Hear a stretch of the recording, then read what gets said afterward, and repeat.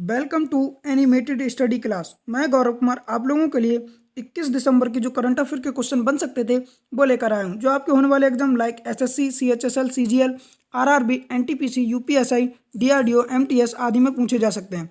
Video शुरू करने से पहले मेरी आप लोगों से रिक्वेस्ट रहेगी कि वीडियो को लाइक व शेयर करें और चैनल को सब्सक्राइब करें, साथ ही बेल आइकन को प्रेस करें। मैंने इस वीडियो की पीडीएफ का लिंक नीचे डिस्क्रिप्शन में दे दिया है, आप वहां से इसकी पीडीएफ डाउनलोड कर लें। तो चलिए आज का पहला क्वेश्चन देखते हैं। हाल ही में अंतर्राष्ट्रीय मानव एकता दिवस मनाया गया, यह किस तारीख को मनाया जाता है?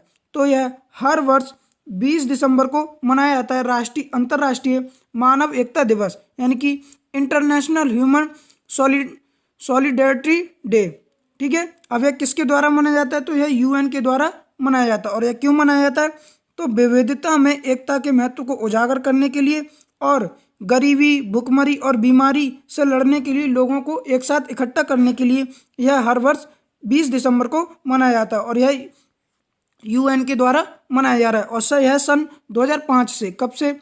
2005 से हर वर्ष मनाया जा रहा है, यूएन के द्वारा मनाया जा रहा है। तो यूएन की बात कर लेते हैं। यूएन की फुल फॉर्म क्या है? United nation. और इसकी स्थापना कब हुई? 24 अक्टूबर 1945 को। और इसका हेडक्वार्टर कहाँ पर है? वॉशिंगटन डीसी में। और इसके प्रमुख कौन है? Antonio Guterres. उम्मीद है आप लोग अच्छे से क्वेश्चन समझ गए होंगे। आगे बढ़ते हैं, अगला क्वेश्चन देखते हैं। हाल ही में भारत और किस देश के बीच सीमा सहयोग वार्ता शुरू होने वाली है? तो इसका आंसर है बांग्लादेश। किसके द्वारा? यानी कि भारत और बांग्लादेश के बीच सीमा सहयोग वार्ता शुरू होने वाली है, बांग्लादेश के साथ शुरू होने वाली है। तो बांग्लादेश को मैप में देखते हैं, ये वाला जो मैं पार्ट लाइनिंग कर रहा हूँ यही बांग्लादेश है। ठीक है, बांग्लादेश एकमात्र ऐसा देश है जिसकी सीमा भारत के साथ सबसे ज़्यादा लगती है। ठीक है, अब ये जो वार्ता होने वाली है किन किन के बीच होने वाली है?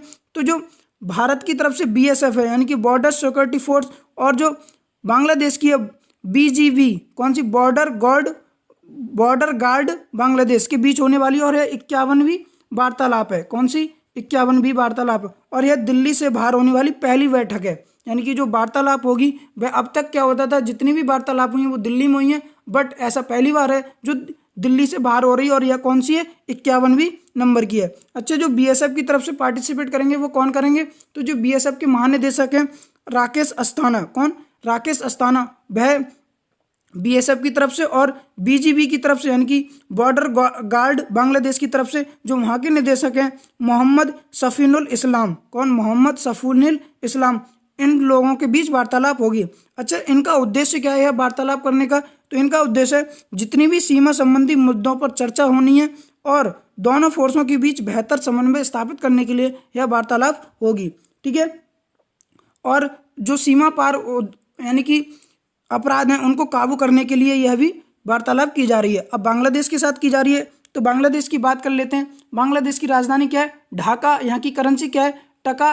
और यहाँ के पीएम कौन है? शेख हसीना। कौन है? शेख हसीना। और यहाँ के राष्ट्रपति कौन है? अब्दुल्ला हामिद। उम्मीद है आप लोग इतने पॉइंट समझ गए होंगे जितने मैंने आप लोगों को बताए हैं। आगे बढ़ते हैं। हाल ही में बृहस्पति और शनि ग्रह एक दूसरे को छूते हुए दिखाई देंगे, यह घटना क्या कहलाती है?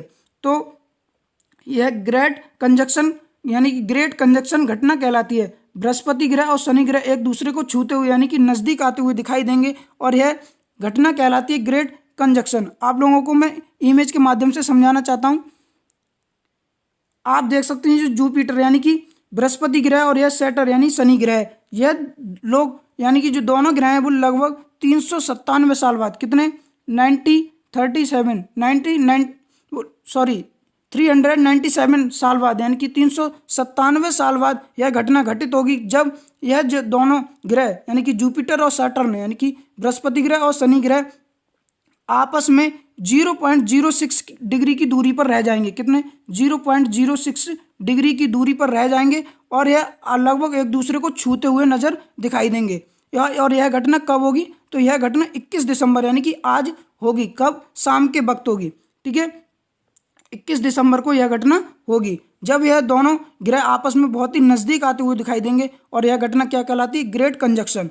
उम्मीद है आप लोग अच्छे से क्वेश्चन समझ पाएंगे। और यह घटना 397 साल बाद हो रही है।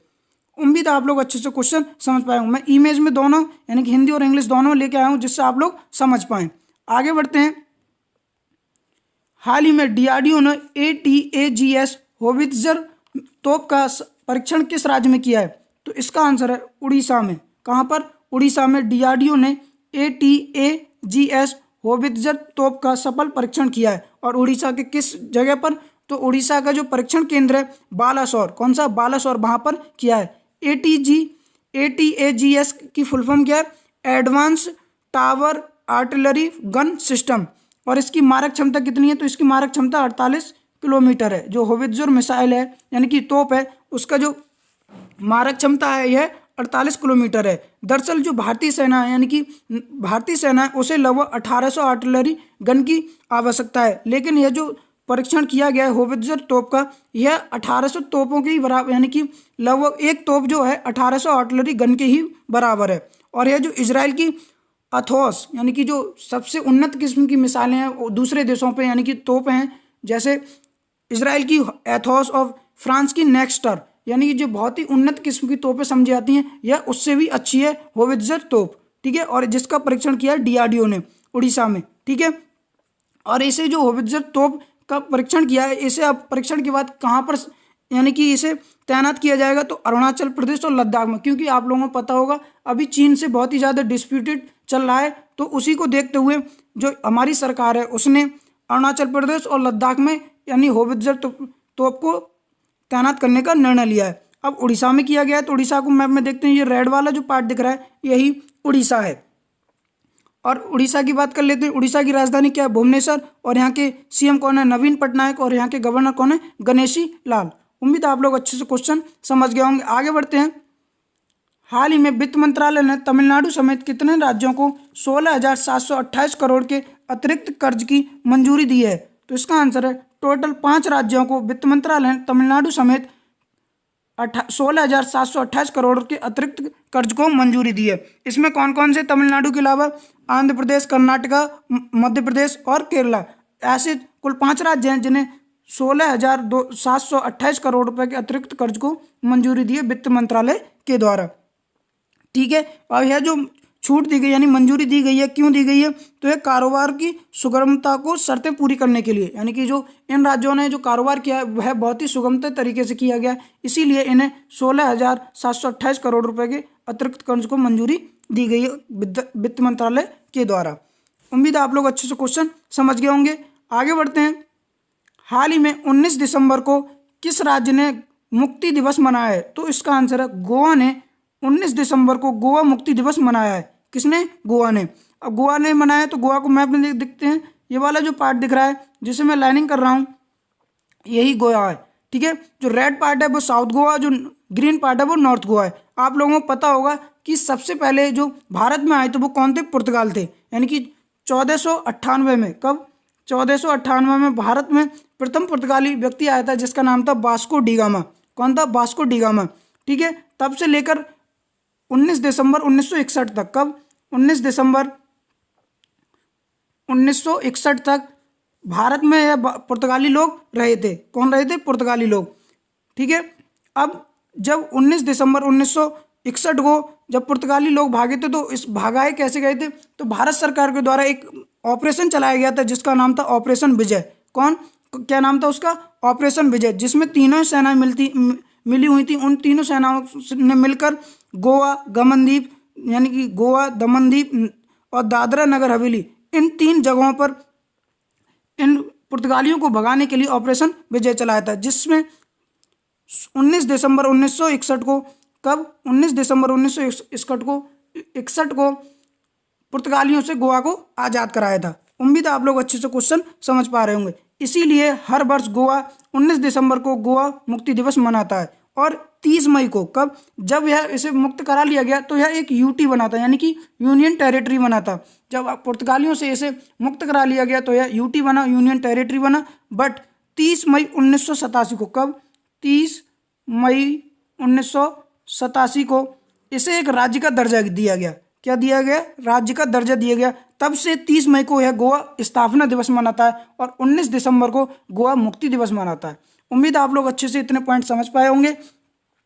अब गोवा मनाता है तो गोवा की बात कर लेते हैं। गोवा की राजधानी क्या है?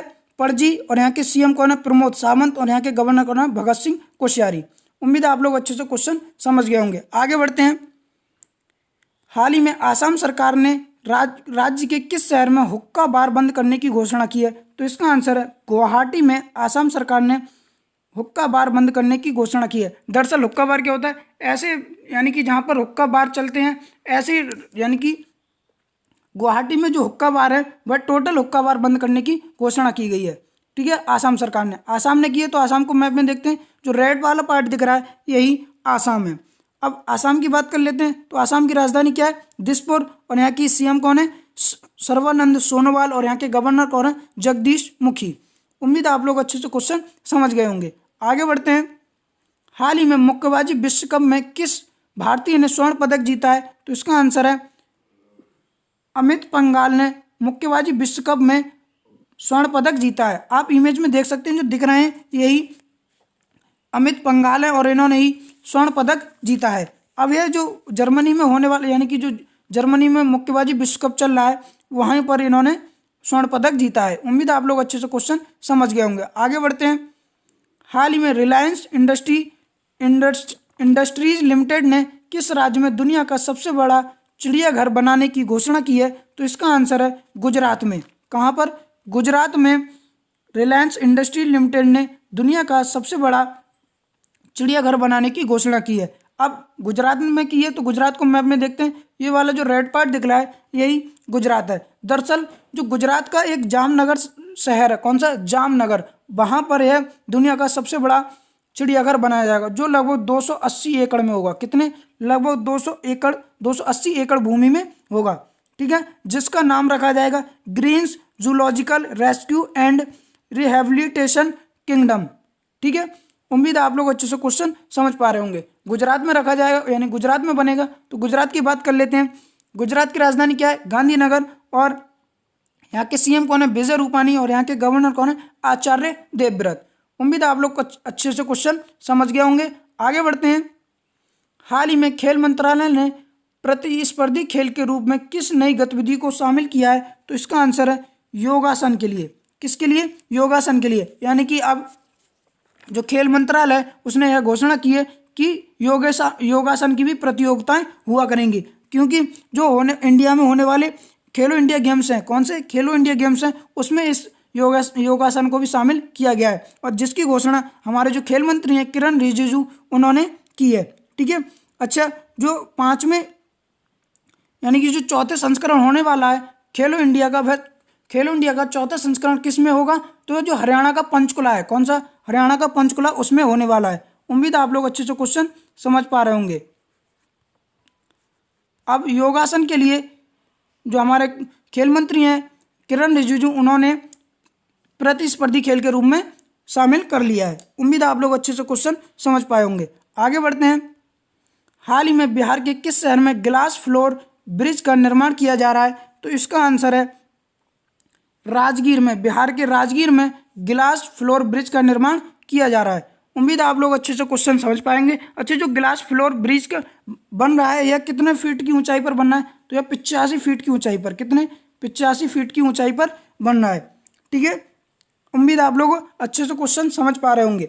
और यह बन क्यों रहा है? तो पर्यटन को बढ़ावा देने के लिए। किसके लिए? पर्यटन को बढ़ावा देने के लिए। उम्मीद है आप लोग अच्छे से क्वेश्चन समझे होंगे। तो मेरा आप लोगों से निवेदन रहेगा कि वीडियो को लाइक व शेयर करें और चैनल को सब्सक्राइब करें। Thank you.